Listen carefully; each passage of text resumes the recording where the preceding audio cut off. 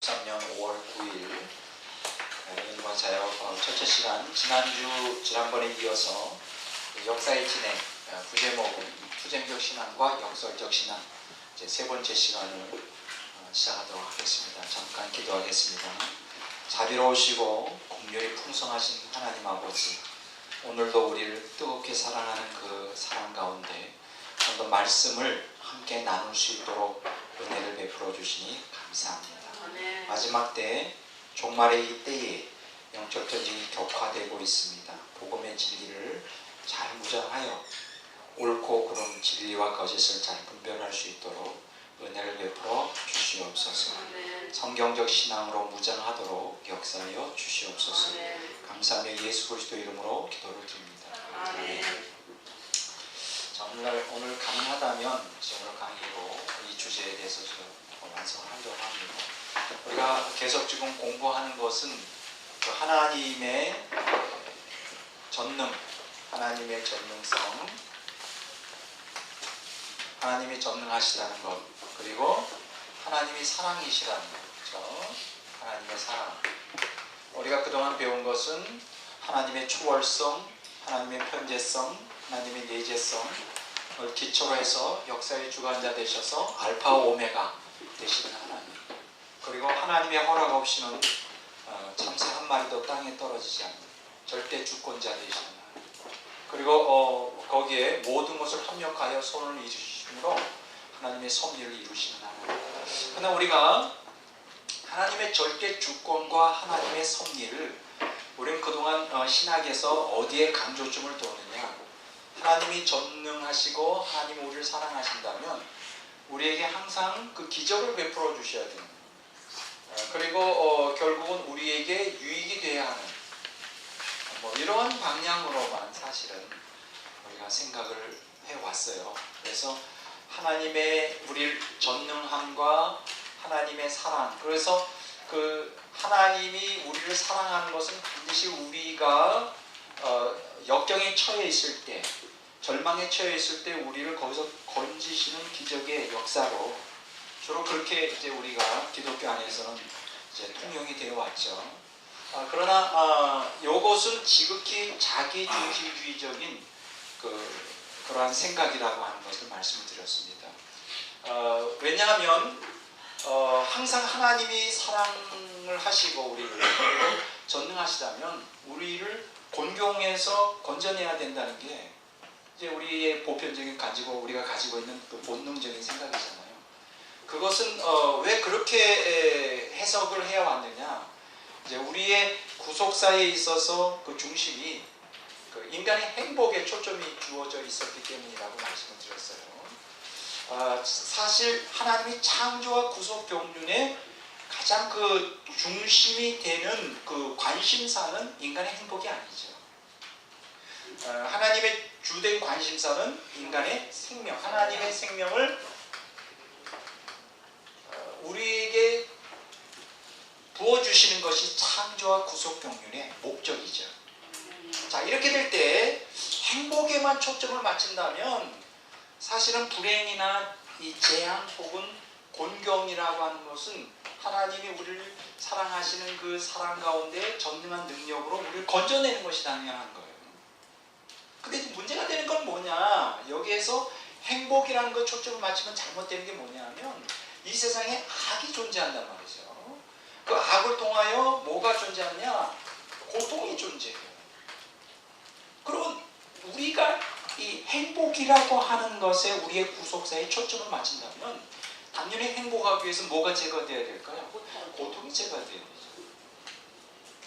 그런데 놀랍게도 하나님이 전능하시고 우리를 사랑하신다면서 이 땅에 악을 허락하셨고 또 믿는 성도들 또 인간 모두에게 고통을 허락하고 계셔요. 여러분 아십니까? 잠깐 가만히 생각해 보니까 인간은 본능적으로 고통을 싫어해요. 그렇죠? 고통에서 벗어나고자 합니다. 그게 인간의 본능이에요. 자, 그런데 인류 역사를 자세히 보면 인간 역사와 인간 사회와 인간의 삶을 보면 단 한시도 사실은 크고 작은 우리가 의식할 수 있는 또 의식하지 못하는 고통들이 수없이 많이 우리 삶에 점철되어 있어요. 사실 이 땅에 태어난 사람치고 고통이 없다고 말할 수 있는 사람 단 한 사람도 없어요. 그 사람이 왕이라 할지라도 심지어 그 사람에게 물어보면 참 인생 험하게 살았다 이렇게 고백합니다. 그 대표적인 것이 야곱의 삶이죠. 그러니까 바로 앞에 섰을 때 야곱이 이런 고백하지요. 험난한 인생 살았다. 험난한 인생을 살았다. 근데 여기서 우리가 이해가 안 되는 것은 하나님이 우리를 끔찍이 사랑하고 그 우리 사랑해서 또 우리에게 비록 환경적인 고통을 당한다 할지라도 전능한 능력으로 우리를 건질 수 있는데 왜 우리는 여전히 여러 가지 우리가 예기치 못한 이러한 고통에 노출되어 있느냐. 그것은 하나님의 창조와 구속 경륜이 행복에 초점이 있지 않고 생명에 초점이 있다는 것을 그대로 단적으로 드러내는 거예요. 그러니까 우리에게 닥치는 악을 통한 고통은 하나님 우리를 사랑 안 해서도 아니고 하나님의 능력이 무능해서도 아니라는 거예요. 그것은 우리에게 하나님의 생명을 이식시켜 주시고 부어 주시기 위해서는 그 필연적으로 악을 통한 고통에서 우리가 고통을 겪을 수밖에 없다. 자, 그러면 이러한 고통 가운데 이제 구속사가 진행되고 결국 하나님의 생명이 이제 우리 안에 이제 이식되고 그것이 우리의 것이 되는 과정에서 그러면 믿는 성도들은 어떠한 삶을 살아야 되느냐?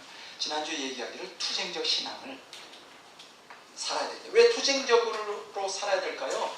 고통이 있기 때문에, 악이 존재하기 때문에. 그리고 영계와 자연 및 인간의 역사는 긴장과 갈등과 위기의 연속이라는 말이죠. 이 악이 존재하기 때문에. 네, 그래서 우리가 투쟁적 신앙을 살아야 된다. 요거 이제 지난주에 계속 말씀을 드렸고, 그리고 이 투쟁적 신앙의 가장 모범을 보이신 분이 누구냐? 바로 예수 그리스도라고 말씀을 드렸어요. 지난주에. 네, 그래서 이 얘기는 다시는 이제 다시 반복하지 않고 예수님도 우리처럼 투쟁적 신앙을 가지셨다. 투쟁적 신앙을 했다. 그래서 제가 여기서 투쟁적 신앙이라고 할 때 투쟁적 신앙은 왜 생기느냐? 이러한 그 악으로 인한 고통 또 환경이 하나님을 적대하는 그러한 환경 속에 있는데 이제 결국은 왜 투쟁이 필요하냐? 하나님 말씀에 순종하기 위해서는 투쟁할 수밖에 없다. 이제 그것을 여러분들에게 말씀드렸고 지난주에 세 가지 예를 하다가 한 가지 시간이 없어서 못했죠. 그게 뭐냐면 이제 첫째는 부활의 권능과 생명을 체험하는 신앙, 두 번째 영생 얻는 신앙, 세 번째 시련과 이제 검증된 신앙. 요거를 이제 하려고 그러다가 이제 시간이 없어서 못했는지 오늘 이어서 계속 그렇게 하도록 하겠습니다. 자, 여기서 중요한 것은 왜 고통이 필요하냐는 거예요. 인류의 모든 역사와 인간 개개인의 삶을 한마디로 정의한다면 사실 고통에 젖어 있는 삶이에요. 우리가 의식하든 의식하지 않든 매일 사실은 우리는 크고 작은 고통에 이렇게 노출되어 있고 이제 그것을 우리가 겪으면서 살아가는 게 인생이잖아요. 그렇죠? 크고 작은. 근데 이제 여기서 크고 작다는 것은 워낙 이 고통의 연단을 받고 그것을 그것을 소화할 수 있는 능력이 있는 분들은 웬만한 고통은 그냥 다 넘어가요. 그렇죠? 그러나 훈련이 안 돼 있고 그런 사람들에게는 이 조그만 지극히 작은 이 환경에서 오는 고통도 견디지 못하죠. 그렇죠? 그러니까 중요한 것은 이제 사람이 그걸 의식하느냐 의식하지 않느냐는 것인데 공통적인 모든 인류에게 공통적인 것은 인간이 이 땅에 살아가는 동안은 고통이 있다. 이런 얘기 있죠. 우스갯소리로. 걱정과 근심이 없는 것은 딱 한 곳밖에 없다. 무덤에 들어가는 사람. 죽은 사람이라는 거죠. 살아있는 동안은 끊임없이 고통을 통해 걱정과 근심, 염려가 우리의 삶을 이제 특징 지어진다. 이렇게 얘기할 수 있습니다. 자, 그러면 여기서 제가 아주 중요한 얘기 하나 하려고 합니다. 여러분들이 조금 더 이 고통 문제, 왜 창조와 구속 경륜에서 고통이라는 것이 우리가 구속사를 진행하는데 가장 중요한 수단이고 요소냐 하는 거. 이 문제에 대해서는 이제 앞으로 계속 제가 이제 연구해 와야 되겠지만은 이렇게 정의를 내릴 수가 있어요. 만약 고통이 없다면, 그렇죠. 고통 없이 왜 구속사가 진행이 안 될까? 왜 고통 없이 하나님의 생명을 우리 안에 이식되는 게 불가능할까? 이렇게 생각할 때 일단 제가 여러분들에게 드리고 싶은 얘기는 뭐냐? 고통이 없다면 선악에 대한 분별력도 없다. 이렇게 말할 수 있어요. 물론 이 문제에 대해서는 지금 여기서 제가 자세히 얘기할 수가 없습니다. 너무나 깊고 심오한 사상이기 때문에 한마디로 말하기가 어렵습니다. 고통이 없다면 선악에 대한 분별력도 존재할 수 없다. 만약 선과 악에 대한 분별력이 없다면 인간의 인격에서 선택의 자유는 존재할 수 없다. 만일 선택의 자유가 부재한다면 하나님의 인격적인 생명을 인격 안에 수용하는 것이 불가능하다. 만일 하나님의 생명을 우리 인격 안에 수용하는 것이 불가능하다면 하나님과 합일되는 것이 불가능하다.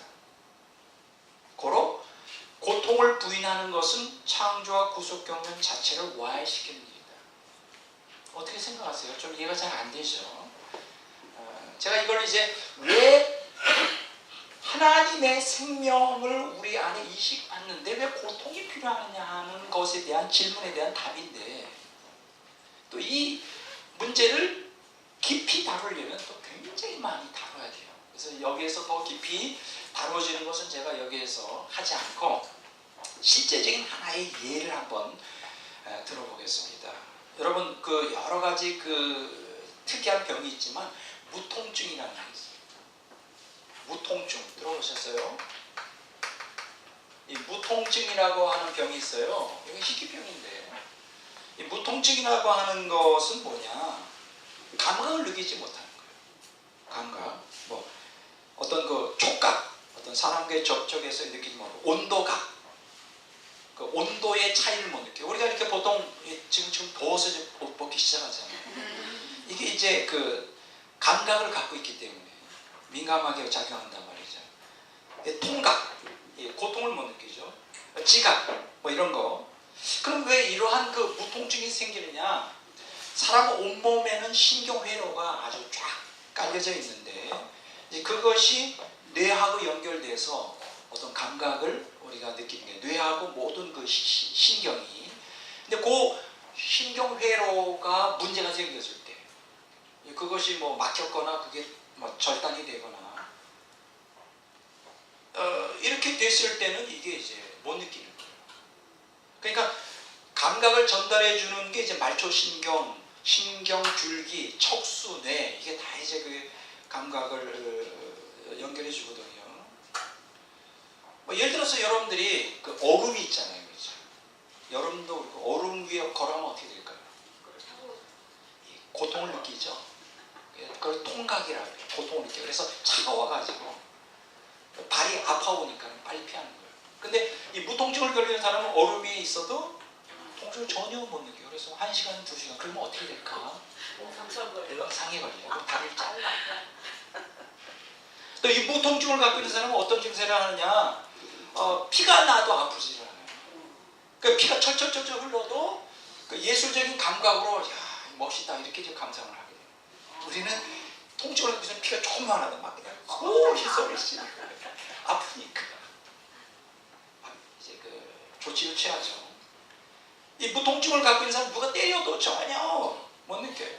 부딪혀도 통증을 못 느껴요. 그러니까는 이 무통증을 앓고 있는 사람들은 온몸이 만신창이가 돼요.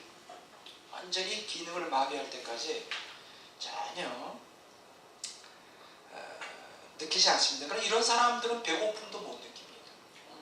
우리가 그 배고픔이라는 것은 왜 필요하죠? 우리의 생존을 위해서 절실하게 필요하죠. 배고프지 않으면 어떻게 될까요? 뭐 일주일 안 먹어도 전혀 감각이 없어. 그렇게 되다 어떻게 될까요? 죽어요. 굶어 죽죠.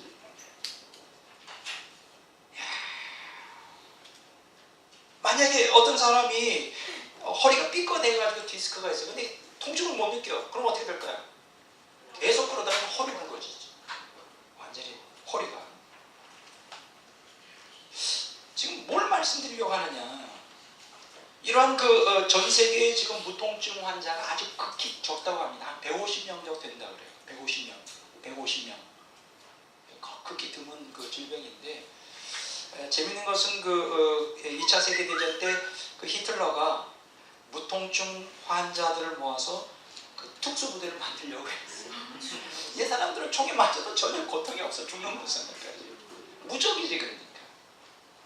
그러다 너무 숫자가 적어가지고 군대를 만들지 못했다. 뭐 이런 얘기도 내려오고 있어요.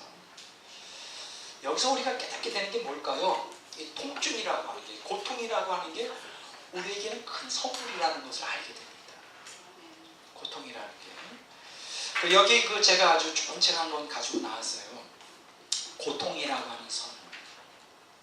그래서 여러분들이 좀 읽어봤으면 좋겠습니다. 이 내용을 보면 이제 폴 브랜드라고 하는 사람이 이제 외과 의사인데, 할아버지 쪽 아버지 쪽에 훌륭한 아버지가 훌륭한 선교사였고, 어머니도 훌륭한 선교사였어요.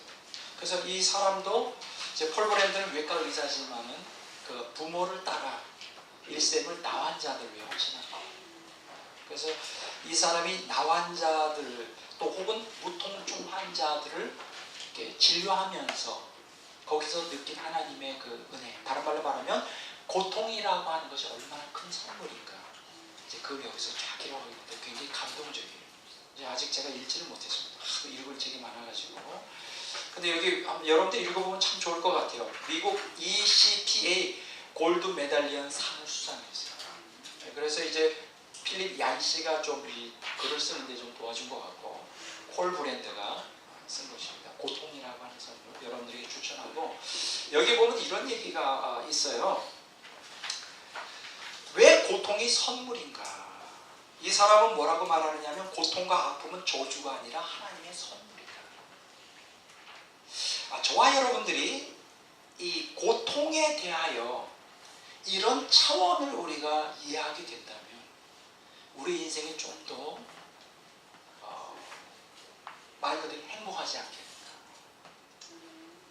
우리는 고통 자체가 우리의 행복을 파괴한다고 생각을 해요. 그렇죠? 우리가 이 머리로 이미 습관적으로 이렇게 고정되어 있는 관념이에요. 우리가 행복하려면 우리의 삶에서 고통이 없어져야 된다고 생각해요. 그렇죠? 보통 그렇게 생각해요. 고통 피하려고 해요. 마음의 고통이든 환경적인 고통이든 물질적인 빈피부로 인한 고통, 모든 육체의 연약함에서 오는 고통도 다 그게 없어지면 정말 행복하겠다고 생각을 해요. 근데 사실 고통을 못 느껴서 고통을 당하는 사람, 고통을 갈망하는 사람, 이게 무통증 환자예요. 그래서 오늘 이 시간에 고통과 아픔은 저주가 아니라 하나님의 선물이라고 하는 거. 이거는 이제 무통증 환자에게도 그대로 적용되지만, 오늘 구속사의 중요한 생명을 담는 데 있어서 중요한 수단인 고통을 우리가 이해해야만 되는 우리들에게도 아주 중요한 예가 될 것입니다. 여기 이런 얘기가 나와요. 여기 처음에 보면 타냐라고 하는 어린애가 있습니다. 근데 이 타냐가 이제 폴 브랜드가 의사니까 이제 엄마가 이 타냐를 데리고 이제 진료를 하러 온 거예요. 근데 이제 왼쪽 발목이 너무 부어 있어요. 근데 이렇게 보니까 발목이 완전히 빠져 있는 거예요. 이게 돌아가 이렇게. 그래서 이 의사가 기겁을 했지만은 타냐는 아무렇지도 않은 거예요. 왜 아무렇지도 않을까? 고통을 못 느껴. 이게 돌아가든 빠지든 잘라지든 관심이 없어요. 그리고 두 발바닥이 아주 심하게 감염되어 썩어 들어가고 있어요. 근데 아이는 아무 반응이 없어요. 그냥 룰을 안 하고 이렇게. 근데 처음에 이제 이 타냐라는 아기가 한 17개월, 18개월 됐을 때 어떤 충격적인 사건이 발생합니다. 갓난아기잖아요. 근데 한 번은 이제 애가 장난하는데 몇 분 동안 엄마가 밥을 먹고 이제 애를 놔두고 바닥에 잘 노니까 몇 분에 다시 돌아왔는데 엄마가 거의 막 경악을 금치 못했던 거예요. 애가 손가락으로 하얀 종이에 빨간 소용돌이를 그리고 있었어요. 자기 손가락에서 피를, 얘가 이 손가락을 문 거예요. 우리가 보통 이를 물면 어떻게 해요? 아파요? 아프죠. 뭐 통증을 못 느끼니까 이걸 물어서 뜯어진 것 때문에 피가 철철 나니까 그거를 장난하고 있어요. 고통을 막 느껴요. 그러면 싱글싱글 웃고 있는 거예요. 그러니까 엄마가 그냥 난리를 피는 거죠. 타냐, 너 그러면 안 된다. 큰일 나. 아프지도 않아. 근데 재밌는 건 뭐냐면 얘가 이제 나이가 들면서 이제 엄마한테 자기의 욕구를 들어달라고 요청할 때 그런 짓을 하는 거예요. 또 문다. 이렇게 하고 자기 손. 이 문다는 표시만 하면 자기 욕구를 다 들어줘 엄마가. 왜냐면 물어서 뜯어본 다음에 이게 또 이제 상처가 안 오질 않아요. 이제 그렇게 해서 이제 자라오는데, 그러니까 이 타냐는 못이나 앞정에 그냥 걸어가도 아무 느낌이 없는 거예요. 그러니까 이것은 이제 고통에 대한 선천적 무감각증이죠. 병이죠. 희귀질병이죠. 자, 그래가지고 이제 얘가 이제 병원에 와서 진료를 받고 했는데요. 근데 근본적으로 고쳐지지가 않죠. 아무리 얘기해도. 왜 그럴까요? 느끼지 못하니까.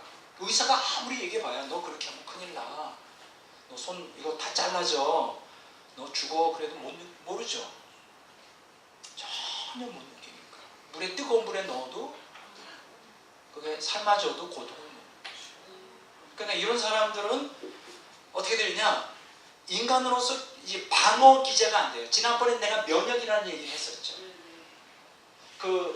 면역력이라고 하는 면역력, 이거는 이제 오늘 우리가 생명을 보존하는데 가장 기본적인 인간이 가지고 있는 그 방어 기제죠. 방어 기제는 면역력인데 면역력이 없어지거나 저하되면 죽어요. 에이즈가 왜 무서운지 아십니까? 그거는 면역력을 저하시켜요. 면역세포를 죽여버려요. 그래서 무서운 거예요. 에이즈로 죽는 게 아니라 면역력 약화로 인해서 조그만 감기나 독감에도 그냥 죽어버려요. 면역력이 없으니까. 그러니까 우리가 건강하려면 뭐를 배양을 시켜야 돼요? 면역력을 증강시켜야 돼요. 근데 중요한 것은 이 면역력은 다 어디에서 주로 배양이 되느냐? 대장에서 배양이 되는데 대장 점막에 면역 기능을 하는 세포들이 쫙 포진하고 있는데, 그럼 왜 이 면역력이 거기서 강하게 되느냐? 이 대장에는 그 면역을 하기 위한데 그 세균들이 불실거립니다. 세균. 자, 여기 좀 또 요번에 신문에 났더라고요. 제가 조금만 뭐 더럽게 살면 면역력이 5배 높아진다. 그거에 대한 게 그 신문에 났어요. 5월 8일 날 신문인데 여기 조선일보의 건강 섹션이 났어요. 근데 약 100조 개 정도의 그 세균이 있다고 합니다. 우리 장에. 그 종류가 한 400에서 500가지가 된다고 하고요. 무게만 1kg 내지 1.5kg가 된다고. 왜 잠깐 요새 세균에 대해서 너무 재밌어가지고 계속 반복하는데 100조 마리가 된다. 우리 장 안에. 그러니까 우리는 사실은 세균과 함께 살아가는 거예요. 우리 세포가 몇 개인 줄 알아요? 약 70조 내지 100조. 그러면 세포 수하고 거의 맞는 100조 마리. 근데 놀라운 것은 이 면역력은 이 세균들하고 싸우는 과정이에요. 아까 제가 얘기했죠. 투쟁적 신앙이 필요한가. 만약 우리가 투쟁적 신앙을 갖지 않는다면 우리의 하나님을 향한 살아있는 신앙은 존재하지 않습니다. 그래서 제가 강조하는 거예요. 그냥 예수님 믿습니다. 그거 가지고는 안 돼요. 그게 신앙이 아니에요. 조금 이따 이제 계속 얘기하겠지만 투쟁을 하려면 뭐예요? 뭔가 대항 세력이 있어야 될 거 아니에요. 그게 이제 우리 허락하신 악에 대한 그 고통이란 말이에요. 그래서 이 고통 속에서 우리는 투쟁하는 거예요. 똑같죠? 진주조개에 대한 얘기도 했었잖아요. 진주조개가 왜 진주를 만들어냅니까? 그냥 만들어내는 게 아니라고 했죠. 모래가 들어왔을 때 그것에 대해서 투쟁하면서 나카라고 하는 특수한 액체를 뿜어내면서 우리가 진주조개가 되는 거예요. 마찬가지로 고통을 통하여 고통에 대항하여 투쟁적 신앙을 살아갈 때 말씀에 순종하면서 우리 안에는 낙하처럼 특수한 그 영적인 참된 하나님에 대한 살아있는 믿음이 형성되기 시작해요. 그러니까 이 낙하라고 하는 이 특수한 진주를 만들어내는 특수한 물질이 투쟁이 아니고서는 절대로 만들어질 수가 없다는 거예요. 여러분들이 이 역학관계, 구속사의 역학관계를 잘 이해할 필요가 있어요. 그러니까 한마디로 말하면 이 면역력은 뭐 때문에 생기는 거예요? 세균들과 투쟁하는 가운데서 강해지는 거예요. 강해지는 거예요. 그러니까 한마디로 말하면 세균이 없다. 다 죽여버렸다. 100조 마리의 우리 안에 장에 있는 세균을 다 죽여버린다. 그럼 어떻게 될까요? 면역력은 없어요. 그러면 죽어요. 그럼 죽어버립니다. 세균이 없으면 죽어요. 그러니까 다른 말로 말하면 이걸 갖다 역으로 말하면 이 세상에 그걸 통한 고통이 없다면 우리는 행복하게 살 것 같지만 사실은 행복하지도 못하고 생명도 하나님의 생명도 얻을 수가 없어요. 이게 참 묘한 원리입니다. 이게 좀 이해하기가 쉽지는 않아요. 그래가지고 이 타냐가 어떻게 되냐? 7년 후에 다시 타냐 엄마에게서 전화가 왔는데 그 7년 후에 그 애의 상태가 어떻게 되냐? 그 애는 두 다리를 모두 다 절단했어요. 손가락도 대부분 다 잃어버렸어요. 팔꿈치는 계속해서 탈구되었고 양손과 다리의 절단 부위에서 생긴 궤양으로 만성 폐혈증을 앓고 있어요. 폐인이 된 거죠. 여기서 우리에게 주는 아주 놀라운 교훈이 뭘까요? 그 애에게 그 통증을 느낄 수 있는 감각이 없다는 게 그에게는 비극이죠. 오늘 우리는 이렇게 생각해요. 우리가 그 무작위적으로 악을 통해 오는 고통에서 우리는 하나님께 부르짖어요. 물론 부르짖을 수 있습니다. 구원해 달라고, 이 고통에서 건져 달라고. 근데 여러분, 하나님이 우리를 사랑 안에서 고통을 허락하셨을까요? 하나님의 능력이 없어서 우리를 고통에서 건지지 못하실까요? 아니거든요. 너무나 사랑하시거든요. 너무나 모든 걸 다 하실 수 있거든요.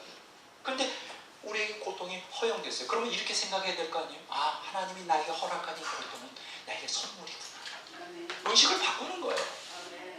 내게 필요해서 허락하시는 거구나. 그럼 내가 해야 될 건 한 가지밖에 없어요. 이 고통 가운데 인내하면서 투쟁하는 거예요. 말씀에 순종하기 위해. 투쟁적 신앙을 갖고 살아가는 거예요. 하나님은 날 사랑하는구나. 그래서 나에게 이러한 고통을 주셨구나. 이것을 피하지 않고 용사처럼 담대히 나가 투쟁적으로 하나님을 의지하는 신앙으로 승화시키고 성화되어 하나님의 생명을 담겠다고 하는 이러한 교리가 오늘 우리에게 아주 절실하게 필요한 것이죠. 그래서 제가 오늘 여러분들에게 고통이라는 선물이라는 그 책을 소개해 드립니다. 자, 사람이 고통이 없이 하나님을 의존할까요?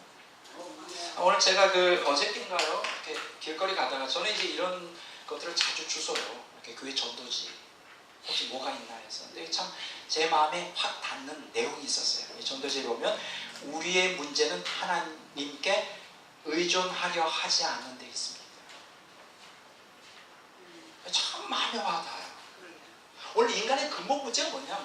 여러 가지로 말할 수 있죠. 신학적으로 우리가 타락한 본성 때문에 죄가 세상에 들어오고 죄 때문에 고통이 들어오고 그것 때문에 예수님이 십자가에 못 박혀 죽으시고 우리가 그 예수님 믿으면 구원받고 이런 그 상투적인 이것만 가지고는 우리가 구속사를 다 이해하는 게 어려워요. 그래서 예수님이 믿으면 마치 그 악에서 오는 고통을 우리가 회피할 수 있는 거죠. 아니거든요. 예수님의 능력을 의지하고 하나님의 은혜를 깊이 경험하고 하나님의 능력을 많이 경험해도 여전히 우리 안에는 사람 속에 수없이 많은 무작위적인 고통이 우리에게 다가와요. 그게 현실이라고. 그럼 왜 다가오는가? 거기는 이유가 있는 거예요. 그것을 우리가 여기 우리의 문제는 하나님께 의존하려 하지 않는 데 있다고 했어요. 우리의 그 신앙에서 결정적인 중요한 요소는 뭐냐? 하나님을 철저히 믿고 의지하고 따르는 거예요. 그러기 위해서 우리는 타락한 본성에서 가장 우리에게 절실히 요구되는 게 뭐냐? 고통이에요. 그렇죠? 고통. 여러분들이 언제 절실하게 주님을 의지합니까? 고통 가운데. 제 인생에서 가장 하나님과 가깝고 제가 간절함을 가졌던 순간은 언제였느냐? 미국 처음에 가서 한 7개월 동안 어떤 목사님의 그 밑에서 7개월 동안 중노동을 했어요. 이용을 당한 거죠.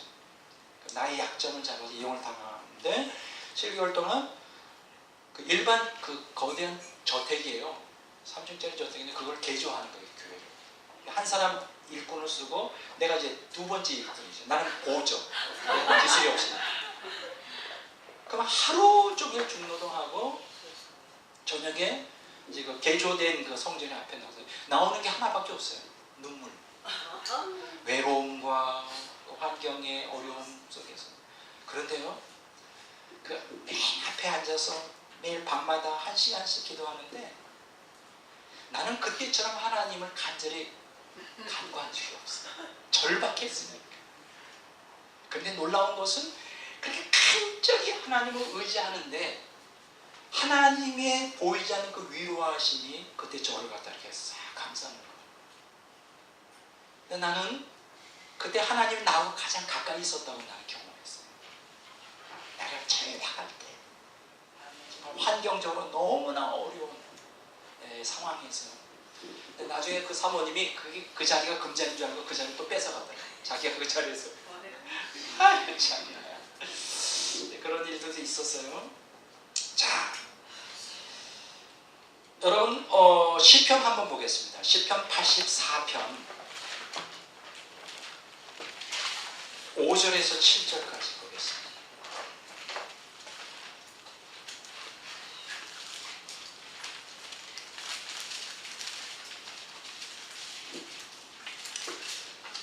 자, 다 같이 읽어보도록 하겠습니다. 시편 84편 5절에서 7절까지 읽겠습니다.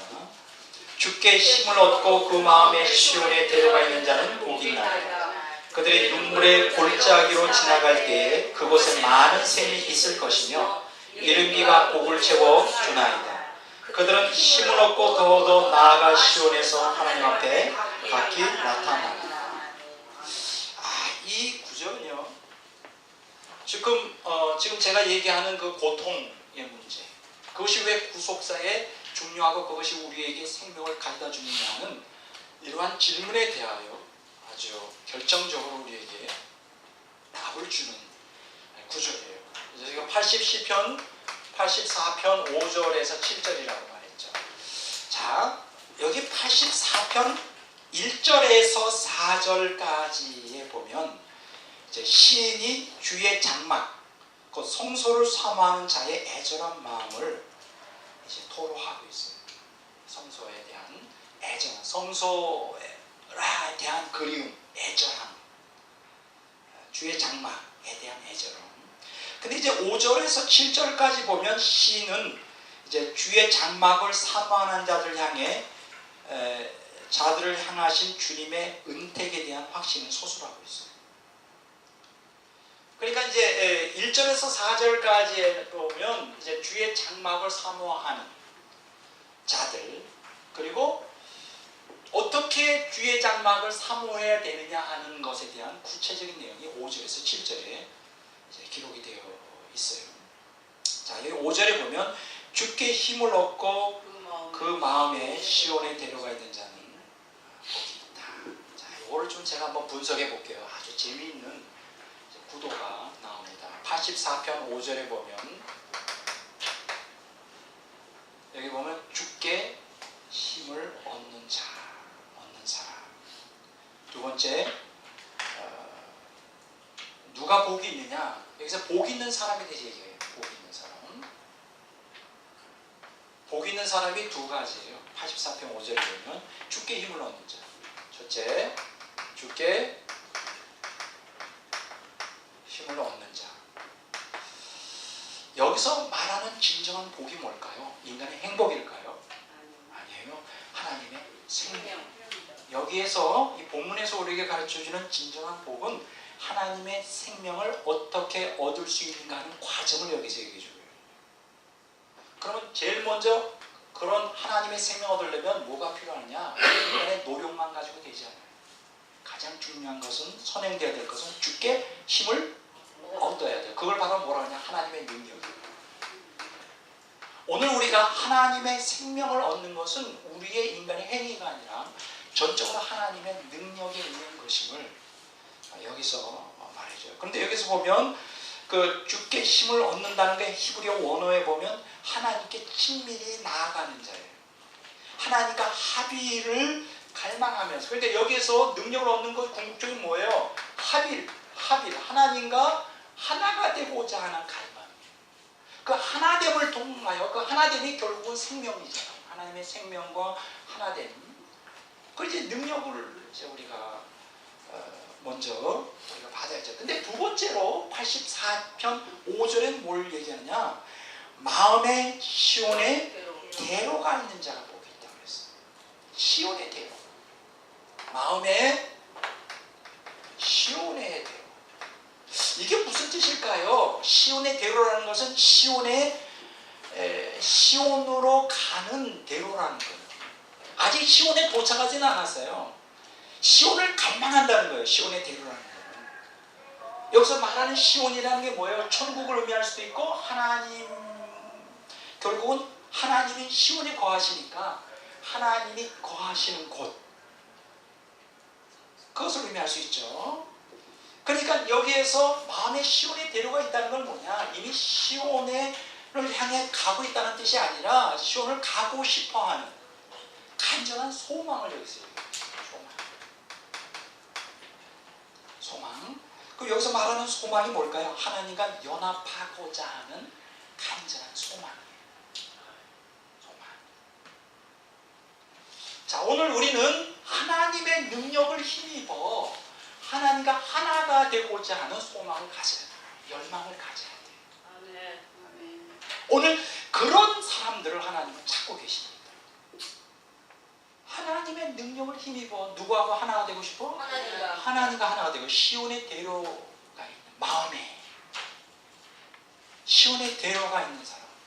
그 대로가 세상을 향한 대로가 아니라, 이 세상의 번영을 위한 대로가 아니라 시온의 대로, 하나님이 거하시는 그 시온, 그곳에서 하나님과 하나가 되고자 하는 그 소망과 열망을 갖고 있는, 여기다 열망이라고 말할게요. 열망, desire, strong desire, 열망을 갖고 있는 사람은 하나님은 찾고 있어요. 자, 그런데 보세요. 그 다음 절 한번 보겠습니다. 84편 6절에 보면 이런 말씀이 있어요. 자, 한번 읽어볼게요. 84편 6절에 보면, 그들이 눈물의 골짜기로 지나갈 때 그곳에 많은 샘이 있을 것이며 이른 비가 복을 채워주나이다. 자, 이렇게 하나님의 능력으로 하나님과 하나가 되고자 그 열망, 시온에 대한 시온의 대로를 갖고 있는 사람은 어떻게 하나님이 인도하시느냐? 눈물의 골짜기를 통과하게 하시죠. 자, 눈물에 이상한 복이 있고, 눈물에 뭐라고요? 골짜기. 눈물의 골짜기. 이 눈물의 골짜기라고 하는 말을 이제 넬리치라고 하는 신학자가 뭐라고 얘기를 했느냐? 이거를 통곡의 골짜기라고 번역했어요. 무슨 골짜기? 통곡의 골짜기. 통곡의 골짜기. 넬리치가 유명한 신학자죠. 통곡의 골짜기.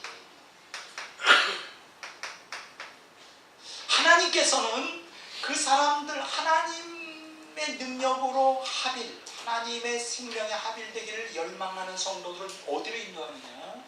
통곡의 골짜기로 인도하시고. 그 참 이상하죠? 하나님을 바로 믿는 사람들의 고난이 많아요. 하나님 뜻대로 살아가는 사람들에게 고난이 많습니다. 그러니까 예수님 잘 믿으면 만사가 형통하다는 건 그건 가짜예요. 거짓말이라고요. 만사가 형통하면 어떻게 되느냐? 그 사람은 반드시 어떻게 될까요? 타락하게 되어 있어요. 그러니까 오늘 우리의 구속사의 초점을 하나님의 생명에 둬야지, 이 땅에서 형통을 통한 행복에 두면 이거는 다 잘못돼요. 정말 이게 잘못된 탐욕의 복음, 탐욕의 신학 때문에 이제 그렇게 되는 것이거든요. 참 오늘 그래서 이제 우리가 반신학의 틀을 갖는다는 것은 너무 중요해요. 저는 다른 그 사람들 얘기를 안 하려고 그래요. 그러면 이제 이 케이스는 너무나 잘 알려진 분이고, 그거는 아니지 않겠는가 하는 거. 베니힌 목사 잘 아시잖아요. 네. 그 은사 신사도 운동, 번영 복음의 아주 주자죠. 번영신앙. 베니힌 목사 기적이 나타내잖아요. 근데 그 2013년 4월 30일 그 인터넷 그 신문에 보니까 이분이 이제 그 남미에 이제 토바고라고 하는 곳에서 대규모 집회하면서 수천 명 앞에서 이제 설교를 하는데 그 교인들에게 이렇게 얘기해서 자기가 너무나 빚이 많다고 지금 250만 불 빚이 있어서 이걸 갚아야 되니까 100불씩 헌금을 하라고 각자 한 사람씩 한 사람당 100불씩 하라고 그리고 당신들이 100불을 헌금하면 그냥 여러분들의 그 물질적 문제가 다 해결될 거야. 여러분 정말 그러나요? 우리가 물론 작정 헌금도 하고 또 그런 역사도 일어나지만 그게 인류적으로 100불씩 헌금한다고 모든 문제가 다 돈 내고 그게 되나요? 여기 보면 그분이 이런 얘기를 했어요. 우편함에 가는 것이 두렵지 않고 집으로 걸어가는 빚쟁이들의 전화가 오는 상황을 상상해보라. 하나님은 당신의 빚을 청산하기를 원하신다. 단 한 푼의 빚이라도 그것도 90일이니. 이 사람의 문제가 뭐냐? 250만 달러의 빚이 있다는 거예요. 근데 가만히 이제 그 분석해 보면 이 사람이 지금 전용 자기 자가용 제트기를 몰아요. 그리고 최고급 자동차를 구입해서 사요. 지금 제가 뭘 말씀드려냐면 이 사람은 내가 비난하려는 것보다 뭔가 좀 구속사의 핵심이 잘못되어 있지 않나. 하나님의 생명이 중심이 되어야 되지 어떻게 행복, 번영 그러니까 이런 결과가 무서운 결과들이 나오는 거죠. 뭔가 좀 문제가 되지 않나. 그래서 여기 보면 시편 84편 6절에 보면 정말 하나님과 하나가 되고자 그리고 하나님의 능력을 힘입어 정말 하나님과 하나님의 생명과 하나 되고자 하는 사람들은 하나님이 이끄는 단계가 뭐냐? 눈물의 골짜기를 이끈다는 거예요. 델리치의 말에 의하면 이게 이제 통곡의 골짜기 이제 그렇게 이제 말할 수가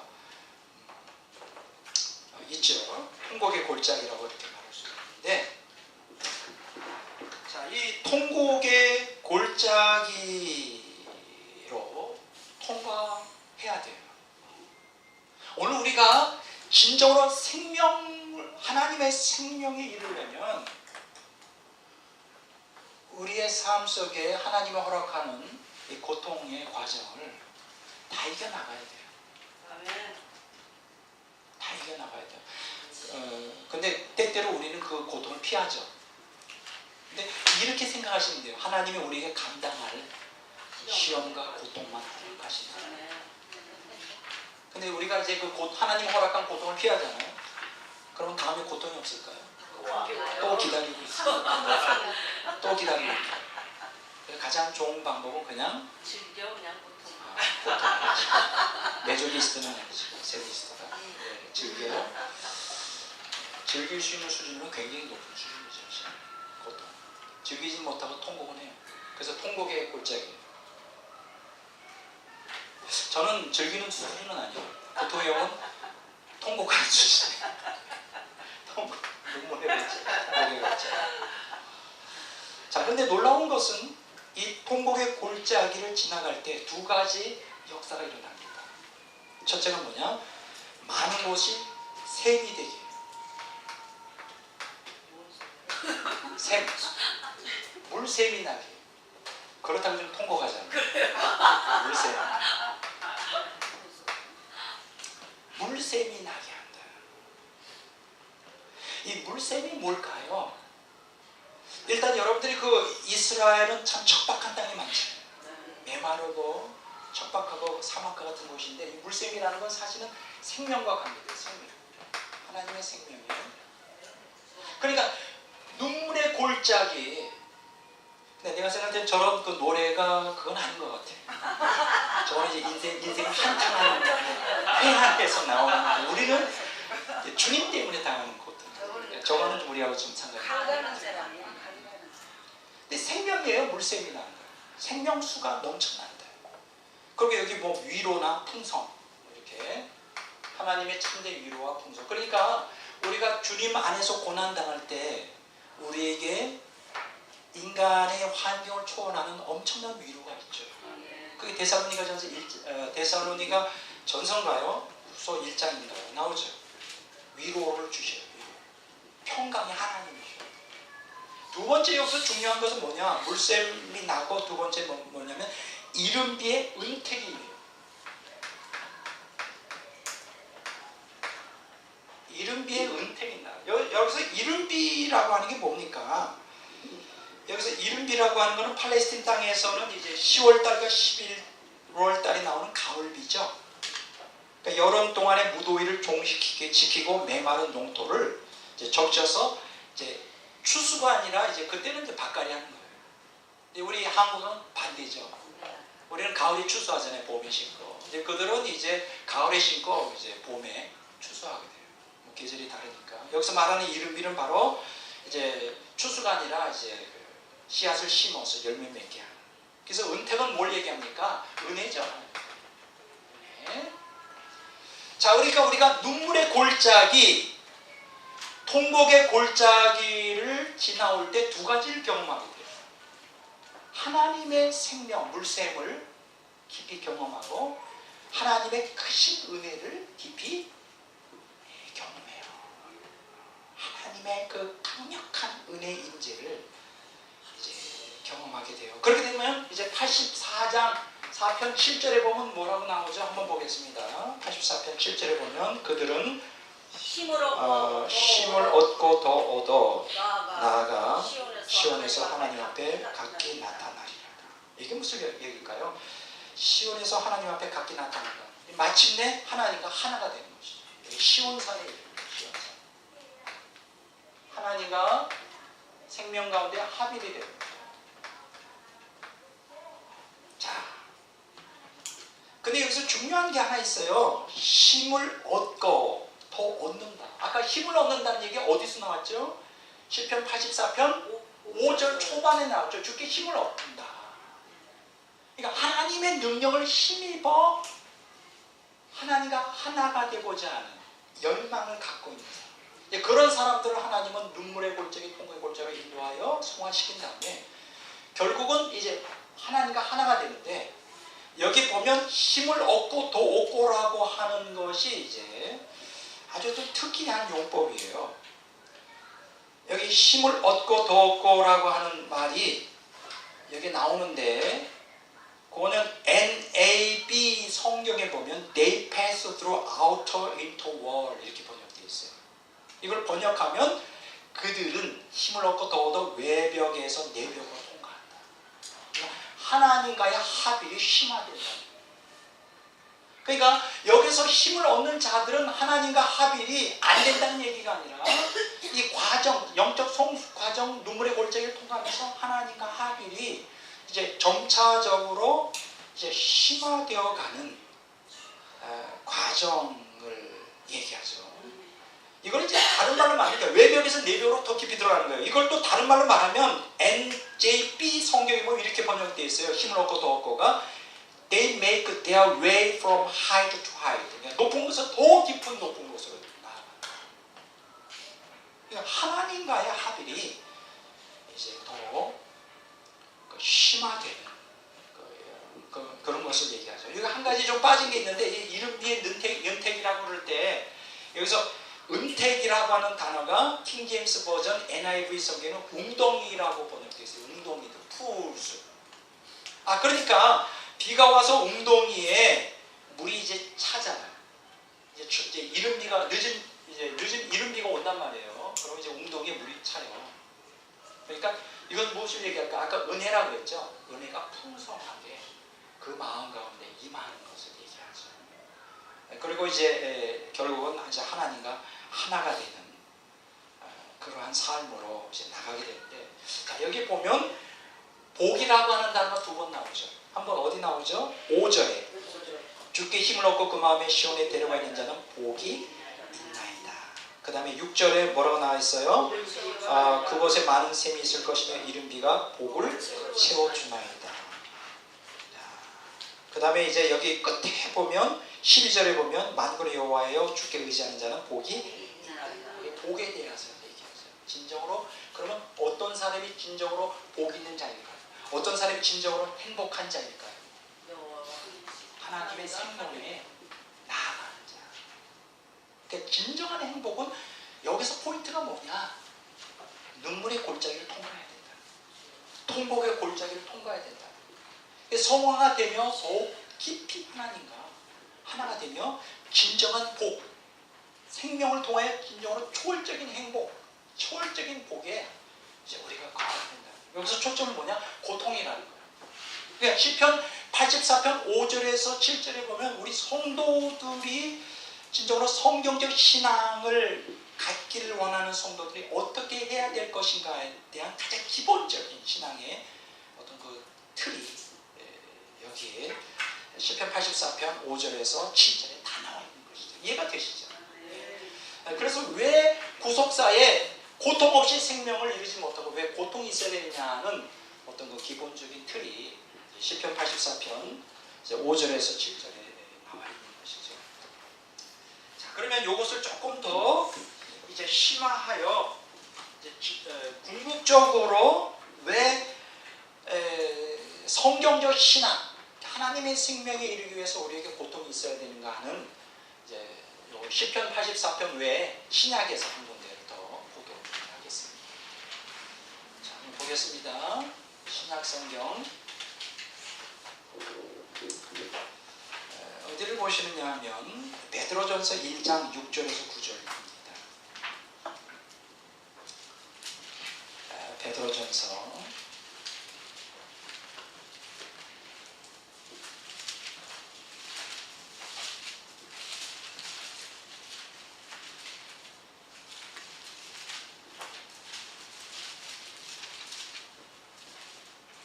1장 6절에서 9절까지 보도록 그렇게 하겠습니다. 자, 요것은 이제 제가 지난번에 교회에서 설교한 건데, 저는 이상하게 설교에서 얻은 그 지혜를 하나님 주셔요. 매번 설교할 때마다. 그걸 좀 여러분들에게 중요하기 때문에 정리를 해드리려고 합니다. 베드로전서 1장 6절에서 9절까지입니다. 다 같이 읽겠습니다. 그러므로 너희가 이제 여러 가지 시험으로 말미암아 잠깐 근심하게 되지 않을 수 없으나 오히려 크게 기뻐하는도다. 너희 믿음의 확실함은 불과 연단하여도 없어질 금보다 더 귀하여 예수 그리스도께서 나타나실 때에 칭찬과 영광과 존귀를 얻게 하실 것이라. 예수를 너희가 보지 못하였으나 사랑하는도다. 이제도 보지 못하나 믿고 말할 수 없는 영광스러운 즐거움으로 기뻐하니 믿음이 결국 곧 영혼의 구원을 받으리라. 오늘 여기서 보면 아주 중요한 얘기를 합니다. 베드로전서 1장 6절에서 9절에 보면 여기 그 제목을 붙인다면 시련과 검증된 믿음. 시련과 검증된 믿음. 이 시련과 이 믿음이라고 하는 단어가 이 베드로전서 1장 6절 9절에서 핵심 단어가 됩니다. 그러니까 여기서 중심은 되는 건 뭐냐? 이 믿음인데, 이 믿음이 보통 믿음이 아니라 검증된 믿음이에요. 여기서 검증된 믿음이라고 하는 것은 이제 세 가지 뜻을 갖고 있어요. 조금 이따 우리가 공부하겠지만, tested faith라고 하는 단어를 갖고 있어요. 테스트를 통과한 믿음입니다. 이 테스트를 통과한 믿음을 또 다른 말로 뭐라고 하냐면 genuine faith라고 또 번역할 수 있습니다. G-L-E-N-U-I-N-E.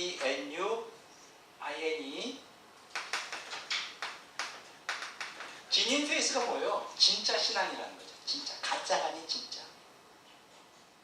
여기서 우리가 기억하셔야 될 것은 이 검증된 믿음이라는 것은 진짜 신앙이에요. 성경적, 우리에게 성경에서 가르치는 성경적 신앙은 진짜 신앙을 얘기합니다. 그 얘기 뭐냐? 가짜 신앙도 있다는 거예요. 오늘 2000년 교회사 속에 보면 또 성경 구약 시대에도 보면 하나님을 믿는다고 하는 많은 사람들이 가짜 신앙을 갖고 있어요. 이 가짜 신앙을 가지고서는 절대로 우리가 천국, 하나님의 생명을 얻을 수 없고 천국에 들어가는 것이 불가능하죠. 그러니까 여기서 우리가 중심적으로 알고 있는 것은 진짜 신앙이에요. 진짜 신앙. 그리고 이 신앙을 뭐라고 표현하느냐? pure faith라고 합니다. pure faith. 순수한, 순도 100%의 신앙. 그래서 이 검증된 믿음이라고 하는 건 세 가지로 번역이 돼요. tested faith, genuine faith, pure faith. 진짜 신앙이다. 그럼 여기서 진짜 신앙이 되려면, 그리고 순수한 신앙이 되려면 그게 이제 뭐가 필요하냐? 시련이 있어야 된다. 그것이 이제 베드로전서 1장 6절에서 9절에서 우리에게 이제 말해주는 바예요. 자, 여기 보면 마귀가 굉장히 역사하네요. 그죠? 얼마나 강하게 역사하는지. 그래도 해야죠. 보세요. 칼나는 사람이야. 여기 이 보면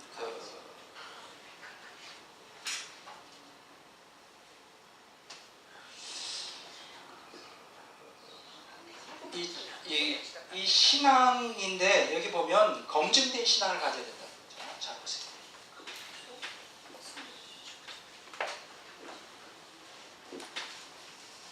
보세요.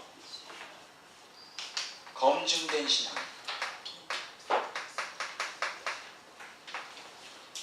자, 여기 다시 한번 읽어보겠습니다.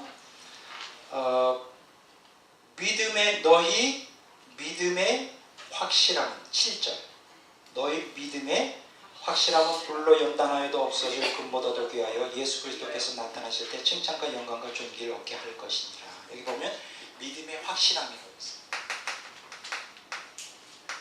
자, 한번 따라서 할까요? 믿음의 확실함. 믿음의 확실함. 다시 한번 믿음의 확실함. 믿음의 확실함. 요것과 동일한 단어가 또 한 군데 나와요. 그게 어디 나오느냐 하면 야고보서 1장 3절 4절에 나옵니다. 이거는 이제 베드로전서 1장 7절이고 야고보서 1장 3절 4절에 보면 나옵니다. 한번 읽어보겠습니다.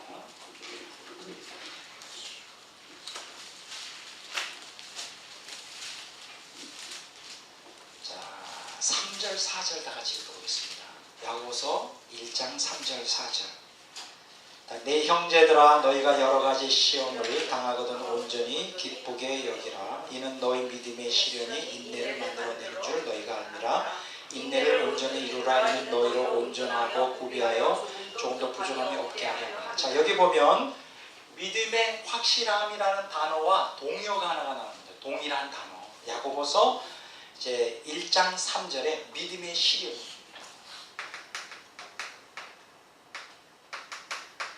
자, 한번 따라서 합시다. 믿음의 확실함. 믿음의 확실함. 믿음의 시련. 믿음의 시련. 자, 이 두 단어가 동일한 단어예요.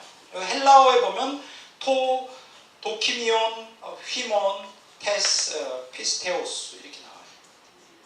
이제 요 믿음의 확실함, 믿음의 시련.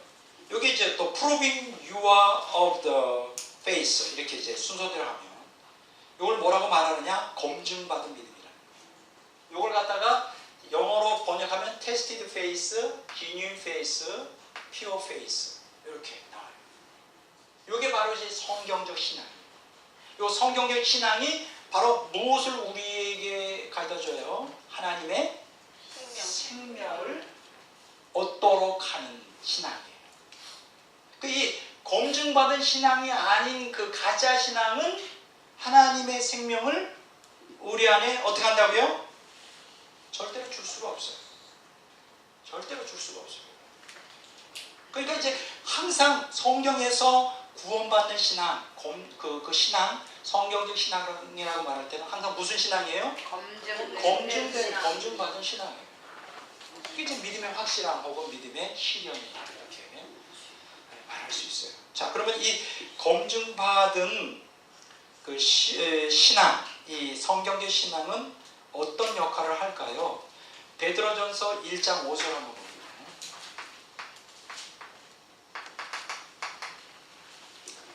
자, 다시 한번 읽어보도록 하겠습니다. 베드로전서 1장 5절. 자, 다 같이 읽습니다. 찾으셨죠?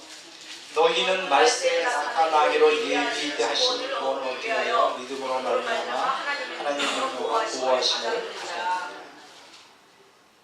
자, 여기에 검증받은 믿음에 대한 그 효력에 대해서 여기서 베드로전서 1장 5절에 말하고 있어요. 뭐예요? 말세에 나타나기로 예비하신 구원. 그게 뭘까요? 말세. 말세에 나타나기로 예비된 구원. 예수님이 지상 재림할 때 이제 몸의 구속으로 완성되고, 그러니까 영육 간의 구원을 의미하는 것이죠. 그렇죠? 영혼의 구원만이 아니라 몸의 구속까지도 말해주고 있죠. 그렇죠? 아멘. 베드로전서 1장 7절에 1장 5절에 자, 이러한 믿음을 갖고 있는 사람은 어떻게 될까요? 이 믿음은 이제 결국 영육간의 구원을 결국 그것으로 이제 귀결되는데, 그러면 영육간의 구원 얻는 예수님이 지상 재림할 때까지 구원을 결국은 성취하게 되는 신앙이 이제 성경적 신앙 혹은 검증받은 신앙인데, 그건 어떤 능력으로 역사할까요? 하나님의 능력으로 우리를 보호하는 역할을. 그래서 보호. 이제 바로 이게 견인의 교리가 바로 이거예요. 이 검증받은 믿음을 갖고 있는 사람은 결코 타락하지 않는다. 떨어져 나가지 않는다는 거예요. 언제까지? 주님이 오시는 날까지 우리가 보호를 받는데, 여기서 보호를 받는다는 것은 무슨 뜻이냐? 이 헬라 원어에 보면 보호하심을 받는다는 건 적의 공격으로부터 시민을 보호하기 위해 도시 안에 만들어 놓은 요새예요. 적이 공격할 때 그 도시 안에다가 요새를 만들어 놔요. 그래서 적이 침범하지 못하도록 그 시민들을 보호해 주는 역할을 한단 말이죠. 바로 그때 쓰는 그 단어를 여기서 써요. 그러니까 마귀가 계속 우리를 믿는 성도들 공격하잖아요.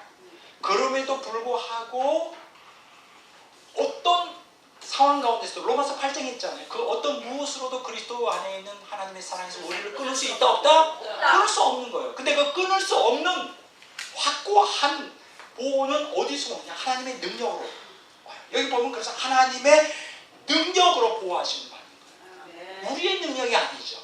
우리가 우리 신앙을 지키는 게 아니죠.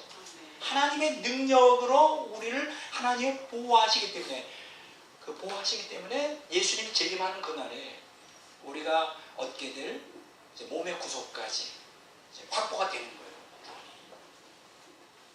그때 그러한 확보된 견인의 그런 확보된 그 신앙은 무슨 신앙이냐? 무슨 신앙이라고요? 검증된 신앙. 그냥 신앙이 아니에요. 검증된 신앙. 자, 두 번째, 이 검증된 신앙만이 아니라 이 검증된 신앙을 갖고 있는 사람들은 어떻게 될까요? 베드로전서 1장 8절을 보세요. 베드로전서 1장 8절.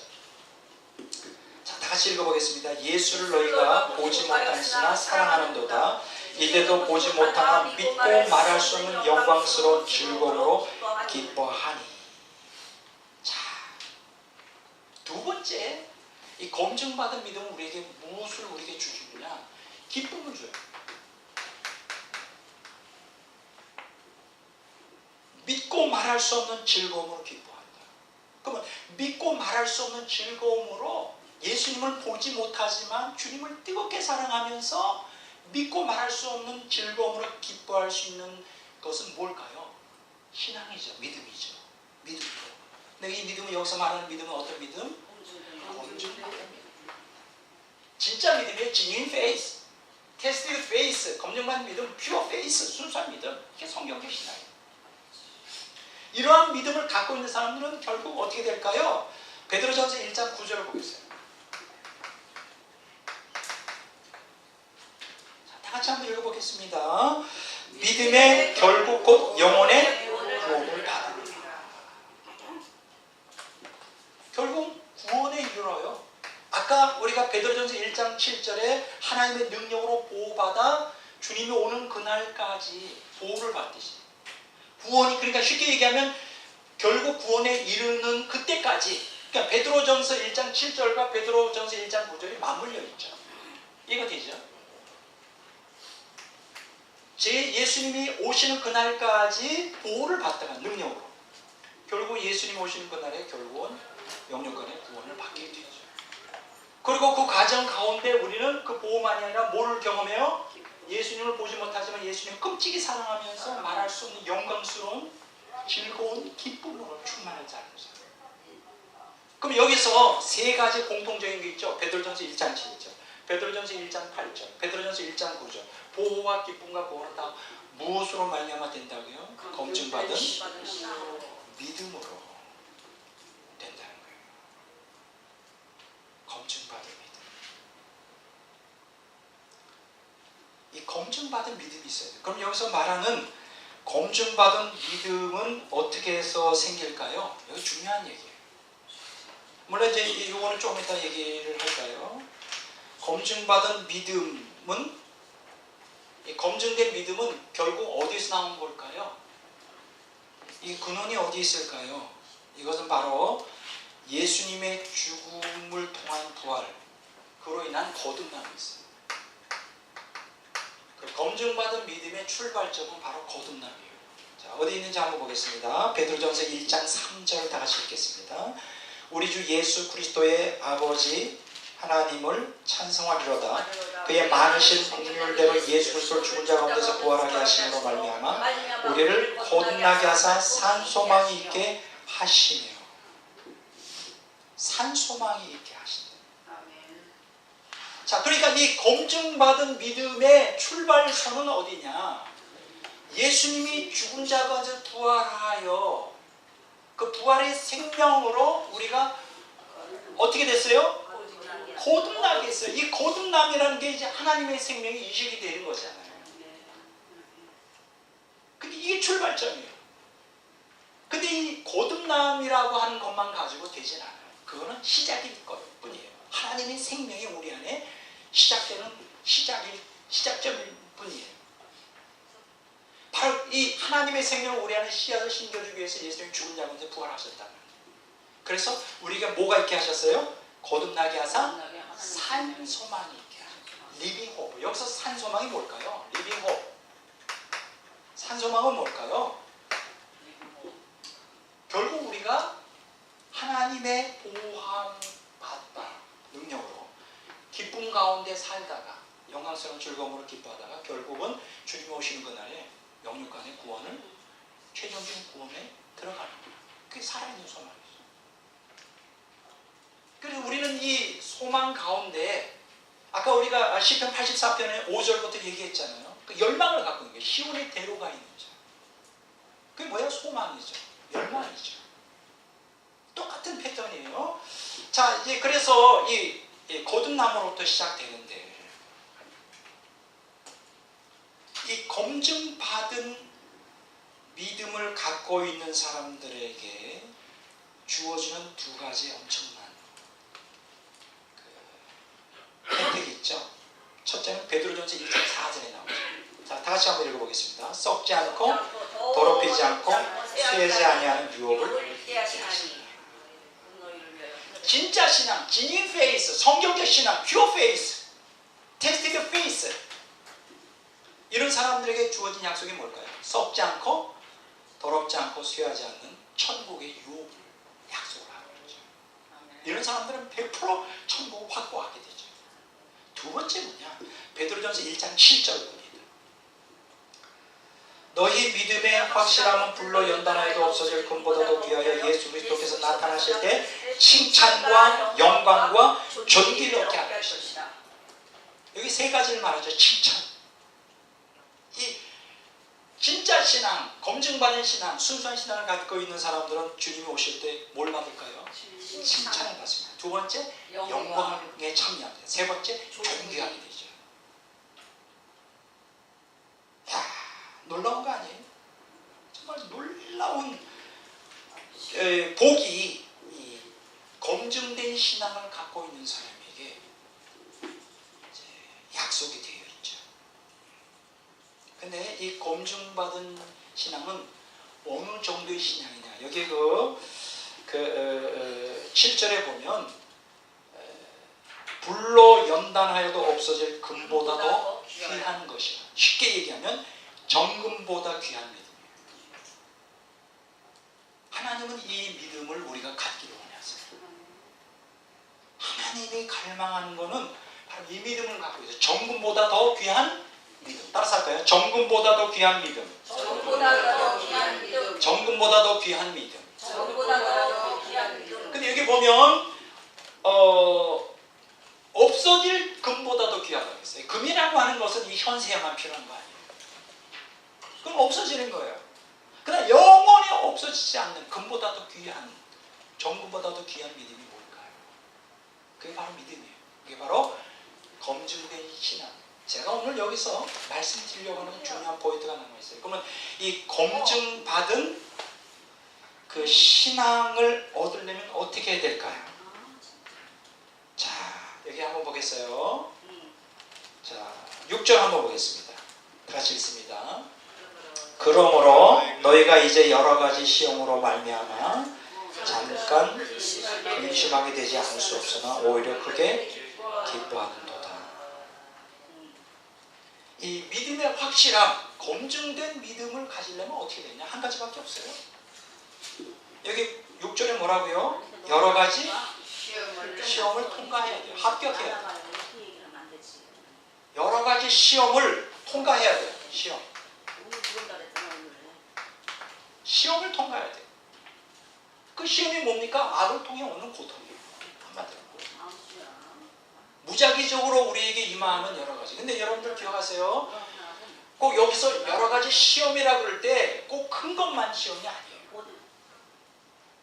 두 가지 시험에는 두 가지 종류가 있어요. 하나는 시험, 그 테스트, 그 시련이 있고요. 다른 하나는 유혹이 있어요. 근데 사실은 그 시련도 참 견디기가 어려운데 그 환경이 좋은 곳 가운데서 우리에게 그 오는 유혹도 굉장히 사실은 만만치 않게 힘들어요. 우리가 견디기가 굉장히 쉽지가 않은 거예요. 자, 따라서 여러 가지 시험. 여러 가지 시험. 여러 가지 시험. 여러 가지 시험. 여기서 다시 말씀드리지만 여기서 여러 가지 시험이라 그래서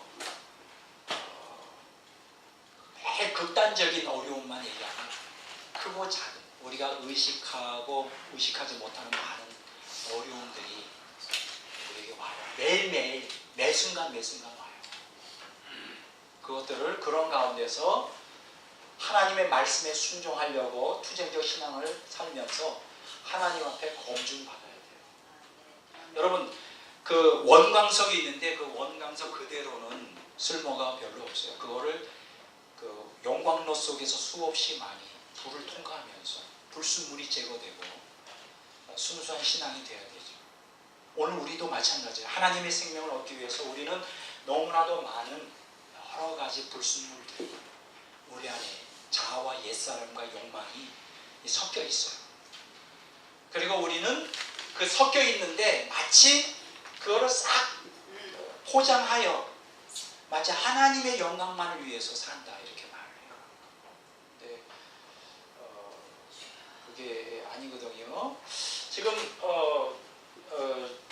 오늘날 많은 기독교인들이 신앙 그 사람의 신앙 구조 혹은 그 형태를 보면 이렇게 이제 말할 수 있어요. 세 가지로 말할 수 있어요. 그 사람들의 기본적인 것은 정통 교리를 믿어요. 정통 교리. 그렇죠? 교리 신봉한단 말이에요. 그리고 이게 이제 종교심이죠. 종교심. 교회 생활 하잖아요. 예배드리고 11조하고 봉사하고 전도하거나 기도하고. 근데 그 안에 뭐가 두 번째 층에는 뭐가 있느냐면 일반 윤리 의식이 강해요. 일반 윤리 의식이 아주 강해요. 그리고 또 한 가지 궁극적으로 그 깊은 심층에 보면 탐욕이 강해요. 탐욕이 있어요. 대부분 오늘날 기독교인들이 지금 이런 그 구조로 되어 있어요. 근데 중요한 건 뭐냐면 이들이 탐욕이 있는데 그게 탐욕이 이제 성경에 보면 우상 숭배잖아요. 자기 중심주의잖아요. 탐욕, 자기 중심주의의 욕망이잖아요. 탐욕이. 근데 그것이 이제 우리의 양심에 이제 갇히게 된단 말이에요. 그래서 뭐로 컴퍼런트 하느냐? 일반 윤리 의식으로 다 포장을 해요. 가능한 한 도덕적으로 살려고 애를 쓰지. 근데 그 도덕적으로 살려고 애를 쓰는 그것은 뭐냐? 탐욕을 캄프라치 하기 위한 하나님이 모르시겠지. 내가 도덕적으로 착한 일을 좀 하고 좋은 일을 하면 하나님 많이 봐주실 거야. 이렇게 생각을 하죠. 그래 일반 윤리의식으로 딱 무장하고 그 바깥에는 뭐로 포장하냐. 왜냐하면 일반 윤리라고 하는 거는 의식이라는 거는 믿지 않는 사람들이 갖고 있는 모든 기본적으로 인간이 갖고 있는 본성적인 윤리의식이잖아요.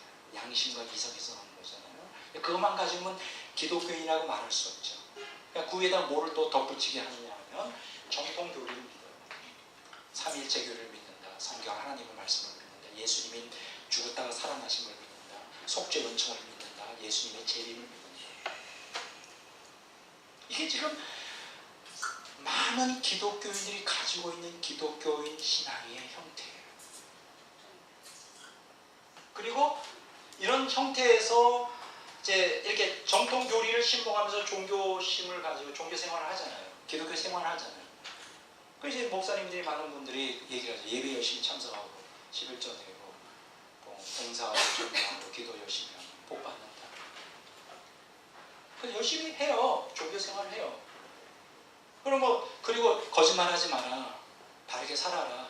일반 윤리의식을 가져요. 근데 이제 중요한 거는 그거 가지고 그 사람을 거듭나게 하거나 하나님의 생명에 이르게 할 수 없다는 것이죠. 제일 중요한 거는. 하나님의 생명이 들어가려면 뭐가 제거가 돼야 될까요? 탐욕. 탐욕은 우상이에요. 하나님과 우상이 같이 있을 수가 없어요. 근데 그냥 교회에서 목사님이 예배, 11조, 봉사, 기도, 전도 요거만 강조하고 그렇게 하면 신앙생활이 바로 되고 하나님이 기뻐한다고만 가르친다 할지라도 뭐가 제거가 안 될까요? 우상이 제거가 안 돼요. 자기 중심주의에서 하나님 중심주의로 바뀌는 것이 그게 성경적 신앙의 본질이고 그렇게 하기 위하여 고난을 하나님이 허락하시는 건데 고난을 허락하시는 이유는 뭐에서 무엇으로 바꾸는 거예요? 자기 중심주의에서 하나님 중심주의로 변형을 이루기 위해서 고난을 주시는 거예요. 뭔가 내 힘으로 하나님을 의지하고 뭔가 내 행위로 하나님을 기쁘게 해드리려고 하는데 내가 뜻대로 그렇게 안 되잖아요. 신앙생활이. 고난이 닥쳐오고 내가 뭔가 내 힘으로 열심히 의지를 들여서 하나님이라면 사람들에게 칭찬받고 하는데 갑자기 사람들에게 막 인정받지 못하고 손가락질 당하고 고난을 당하고 억울하게 당한단 말이에요. 그러면 어떻게 돼요? 우리 코가 어떻게 될까? 납작해지죠. 내 힘으로 안 되는구나. 이것도 다 주님의 은혜였구나. 그래서 고통을 허락하는 거거든요. 고통이라는 거는 자기 중심주의에서 무엇으로? 하나님 중심주의로 변형을 이루기 위해서 허락하시는 하나님의 은총의 시간들인데 이렇게 탐욕과 자기 중심주의로 똘똘 뭉쳐있는 사람들 그리고 거기다가 일반 윤리의식으로 코팅을 다 해서 탐욕을 숨기는 거죠. 그리고 거기다가 또 플러스 정통교를 신봉하면서 종교식으로 다 포장하면 하나님조차도 알아보지 못할 것이다. 이렇게 자꾸 속아 넘어갈 것이다. 잠깐. 그리고 고통이 오면 어떻게 할까요? 반발하죠. 왜 내가 주님 뜻대로 살았는데 주님 뜻대로 예배도 드리고 11조도 드리고 봉사하고 헌금하고 이거 하고 저거 했는데 왜 나에게 하나님 고통을 줍니까? 거기다가 내가 착하게 살았거든요. 일반 윤리의식 가지고. 그거는 얘기 안 해요. 뭐 얘기 안 할까? 탐욕을 얘기 안 해요. 다 그 안에 숨겨가지고. 하나님이 이 사람에게 고통을 허락하시면 탐욕 자체, 우상을 파괴하기 위한 건데 그걸 끝까지 내놓지 않아요. 지금 제가 얘기하는 걸 이해가 되십니까? 이게 오늘 현대 기독교인들의 전형적인 신앙 모습이라. 이게 2000년 전 바리새인들이 갖고 있었던 전형적인 모습이다. 여러분 예수님께서 바리새인들을 향하여 독사의 자식들아 마귀 너희들은 그 마귀의 자녀다 막 이렇게 화가 있다 너희 지역 자식들이다 이렇게 격하게 얘기하는 게 잘 이해가 안 될 수도 있어요. 여러분 그러면 바리새인과 서기관들이 정말 악하게 살았구나. 아니에요. 지극히 윤리적으로 살았습니다. 일주일에 2번 금식하고요. 11조 꼬박 내고요. 선행도 많이 하고 종교 말도 못하죠. 정통교리에다가 모든 종교 예식은 잘 앞서서고 그래서 서기관과 바리새인들이 볼 때 일반 시민들은 이것들은 천국 못 가는 거야. 저렇게 신앙생활 해가지고 어떻게 천국 가겠나 할 정도. 윤리의식도 안 그렇죠. 일반 사람들. 왜 예수님께서 그렇게 무서운 엄격한 지옥의 심판에 대한 경고를 하셨을까요? 서기관과 바리새인들. 가장 중요한 게 뭐예요? 탐욕이에요. 탐욕. 그들 안에 있는 탐욕이에요. 이 탐욕의 본질이 자기중심주의가 있단 말이에요. 자기의, 자기 공로. 예수님께서 여러분 한번 보세요. 마태복음 한번 보겠어요. 서기관과 바리새인들을 향하여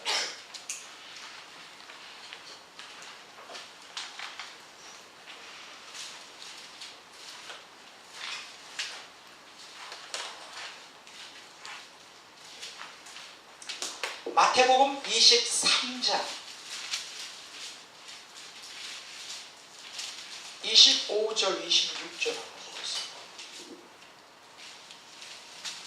27절 28절까지 보겠습니다. 화 있을진저 외식하는 시비 서기관들과 바리새인들이여 전과 대접의 겉은 깨끗이 하되 그 안에는 탐욕과 방탕으로 가득하게 하리로다. 눈먼 바리새인 너는 먼저 안을 깨끗이 하라. 그리하면 겉도 깨끗하리라. 화 있을진저 외식하는 서기관들과 바리새인들이여 회칠한 무덤 같으니 겉으로는 아름답게 보이나 그 안에는 죽은 사람의 뼈와 모든 더러운 것이 가득하도다. 이와 같이 너희도 겉으로는 사람에게 옳게 보이되 안으로는 외식과 불법이 가득하다. 보세요. 여기 보면 탐욕과 방탕으로 가득하다. 탐욕이야, 탐욕. 그거를 바리새인들과 서기관들은 어떻게 해? 일반 윤리의식으로 다 코팅합니다. 거기다가 정통교리를 신봉하면서 종교식으로 다 코팅하는 거예요. 그러니까 하나님도 속아 넘어갈 거라고 생각합니다. 일반 사람들이야 100% 속아 넘어가고. 오늘 한국교회가 개혁되려면 한 가지밖에 없어요. 뭐냐? 열심히 있는 종교적 열심도 아니에요. 세상 사람들보다 뛰어난 일반 윤리의식도 아니에요. 정말 영적인 변형을 일으키려면 자기중심주의라는 우상을 타파해야 돼요. 자기중심주의 안에 탐욕을 타파해야 돼요. 그 타파하기 위해서 하나님께서 무엇을 극단의 조치를 취하는 게 뭐냐? 고난을 허락하십니다. 고난. 이 고통을 통해서 이 종교심도 다 흔들어 놓고 일반 윤리의식 가지고도 안 된다는 것을 흔들어 놓고. 왜냐하면 본인 스스로가 본인을 속이고 있습니다. 우리 안에 깊은 내면 안에 있는 이 탐욕, 자기중심주의에서 나오는 이 욕망, 이걸 갖다가 제거하기 위해서 우리에게 고통을 주시는 거예요. 이 고통을 하나님의 그 우리를 변화시키기 위해서 주시는 은총을 생각하지 않고, 이거는 신앙생활 잘못하기 때문에 오는 거라는가, 이거는 내가 당할 이유가 없다라고 가르쳐버리면, 그나마라도 탐욕을 무너뜨리기 위해서 공격하시는 하나님의 공격을, 은총의 그 공격을 뒤를 잃어버려요. 그렇잖아요. 고통을 제거해버려요. 이해가 되시죠? 지금 제가 얘기하는 게 뭔지 이해가 되시죠? 이 검증받은 신앙은 무엇을 통해서만 가능하냐? 이 순수한 금이 뜨거운 영광로를 계속 통과하면서 재련되어서 순수한 금이 나오시죠. 검증받은 믿음, 테스트된 믿음, 진짜 믿음, 순수한 믿음이 되려면 어떻게 하냐? 한 가지 방법밖에 없어요. 여러 가지 시험을 통과하며 그 시험 가운데 우리가 고난 가운데 인내하는 믿음, 또 투쟁하여 말씀에 순종하는 믿음을 가져야 돼요. 자, 따라서 합시다. 고난 가운데 인내하는 믿음, 자, 투쟁하여 말씀에 순종하는 믿음. 예, 인내하는 믿음과 순종하는 믿음, 이 두 가지가 필요해요. 인내하는 믿음과 순종하는 믿음. 말씀에 순종하기 위해 투쟁해야 돼요. 그렇게 되면 투쟁하는 가운데 힘은 들지만 점점 검증이 돼요. 순금이 되어 가듯이 진짜 성경적 신앙. 그래서 결국은 능력으로 하나님의 보호를 받아 견인의 교리가 그대로 적용이 돼요. 이게 견인의 교리는 정통 교리를 그냥 믿는다고 견인이 되는 게 아니에요. 너무 착각하고 있는 거예요. 마음에는 탐욕이 가득하면서 일반 윤리의식으로 코팅하고 단만 겉껍데기만 기독교인이라고 하는 틀을 가지고 나는 믿으니까는 나는 절대 구원을 잃어버리지 않는다, 천국 간다. 아니에요. 그런 것들은 여지없이 하나님의 능력의 보호를 못 받아서 타락해요. 잘못된 신앙이에요. 시련 가운데 검증을 받아 진짜 신앙으로서 순수하게 정화가 돼야 돼요. 아멘. 그러려면 시련이 우리에게 필요해요. 그렇다고 제가 시련 예찬론자가 아니에요. 저는 이렇게 학대를 받으며 막 쾌감을 느끼는 메조기스트가 아니에요. 단지 고통이나 시련은 하나의 수단일 뿐이에요. 그것 자체가 우리의 목적이 아니에요. 오해하지 마세요. 근데 여기 보면 놀라운 얘기가 있죠. 여러 가지 시험으로 말미암아 잠깐 근심하게 되지 않을 수 없어요. 근심 있죠. 누가 어떤 정신 나간 사람이 아니고서는 고통 가운데 왜 근심이 없고 누를 하나 하겠어요. 당연히 마음도 무거워지고 여러 가지 힘들고 스트레스 받고 그렇죠. 그러나 여기 보면 오히려 크게 기뻐한다. 여러분들이 이러한 공부를 해야 되는 이유가 뭐냐? 알기 위해서. 이런 시련이 다가올 때 마음으로는 슬프다 할지라도 영으로는 기뻐할 수 있는. 아멘. 억지로라도 기뻐할 수 있는. 그런데 성인들은 정말 영적인 깊이가 있는 성인들은 항상 기뻐했어요. 진짜 기뻐했어요. 시련. 근데 저는 아직은 그러지는 못해요. 어려움이 오면 힘들어요. 근데 이제 정말 그것을 기뻐하고 즐거워할 수 있는 단계로 나가야 되겠죠. 여러분들은 어떠세요? 여러분들은 즐거워할 수 있어요? 자, 시간이 많이 지났습니다. 많이 지났고 아주 중요한 내용입니다. 성경적 신앙은 바로 검증된 신앙이에요. 그것이 우리의 신앙을 견인해 간다. 견인의 교리가 이제 거기에 맞는 것이다. 이렇게 말씀드렸고 이제 오늘 첫째 시간을 이제 먼저 끝내려고 합니다. 항상 제가 보면 첫째 시간이 좀 항상 길어요. 여러분들은 얼마나 힘들까 하는 생각을 갖고 첫째 시간은 조금씩 한 10분 정도씩 좀 줄여야 돼요. 그렇게 내가 보면 막 강의가 100분이 넘어가요. 얼마나 긴 강의입니까?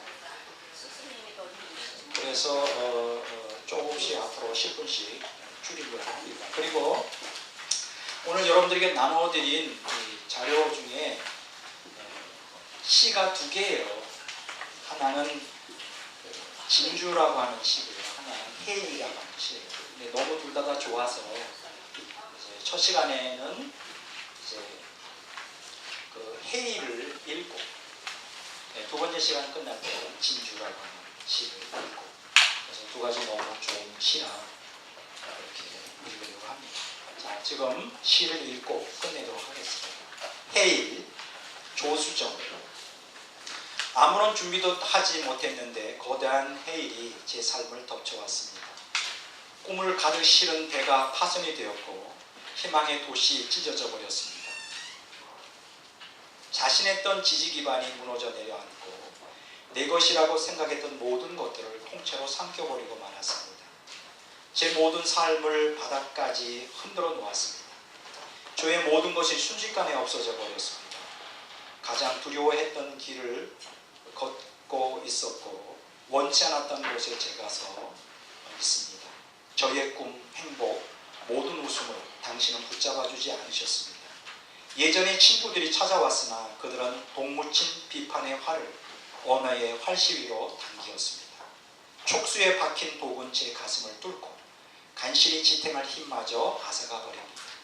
가슴이 미어지도록 당신을 불렀는데 제 앞에 보이는 것은 거대한 풍랑뿐입니다. 한 구석에 고여있던 썩은 물이 올라오고 밑바닥에 쌓여있던 쓰레기가 쏟아져 나왔습니다. 내 안에 모든 오물이 드러나기 시작했습니다.